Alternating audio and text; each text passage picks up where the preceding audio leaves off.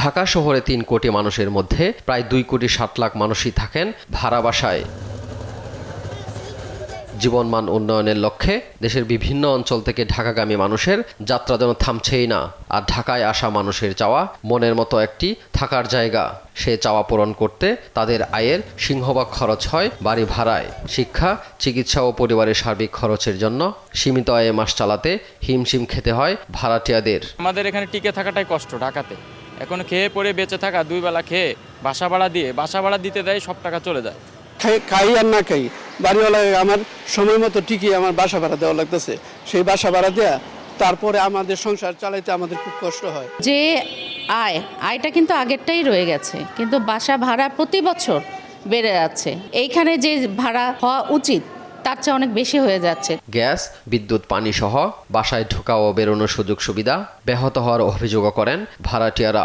এতে তৈরি হয় বাড়িওয়ালা ভাড়াটিয়ার তিক্ত সম্পর্ক। বাসা ভাড়ায় আপনার মনে করেন যে একটা বিশাল অঙ্ক চলে যায় ইনকামের। 11টার পরে বা 12টার পরে আমাদেরকে কোনোভাবে ঢুকতে দেবে না, এরকম একটা ওনাদের থেকে যায়। তো আমরা তো কাজ করে দিয়ে তো আমাদের 1টা 2টো বাজতে পারে বা 3টো বাজতে পারে, কিন্তু তখন গেলে বাইরেওয়ালারা বলে যে নট এলাও। আর আমরা যখন বলি যে আমাদের ফ্ল্যাটের একটা সমস্যা হয়েছে, এটা রিপেয়ারিং করে দেন বা এই কাজটা আমাদের করে দেন, তখন কিন্তু তারা ওই আগ্রহটা দেখায় না। শুধু আমার না, ঠিক আছে, আপনার ঢাকা শহরের 99% লোকে আপনারা বলবে যে বাসা ভাড়া বাড়িওয়ালারা খুব টর্চার করে। এদিকে বাড়িওয়ালারা বলছেন যৌক্তিক ভাড়া নেওয়া হচ্ছে ভাড়াটিয়াদের কাছ থেকে। ভাড়াটিয়াদের জটিলতায় বেশ ভোগান্তি পোহাতে হয় বলে জানান বাড়িওয়ালারা। 6 মাস 1 বছর পর বিদ্যুৎ বিল, পানির বিল এগুলি বাড়তেছে। তখন একটা হারে বাড়াইতে গেলে তখন ভাড়াটিয়াদের অনেক রকম অভিযোগ শোনা যায়। এই ট্যাক্সের অনেক কাগজপত্র, অনেক পানির বিল, গ্যাসের বিল, লাইটের বিল, এরপরও নানান ধরনের সম্মুখীন হইতে হয় আমাদের।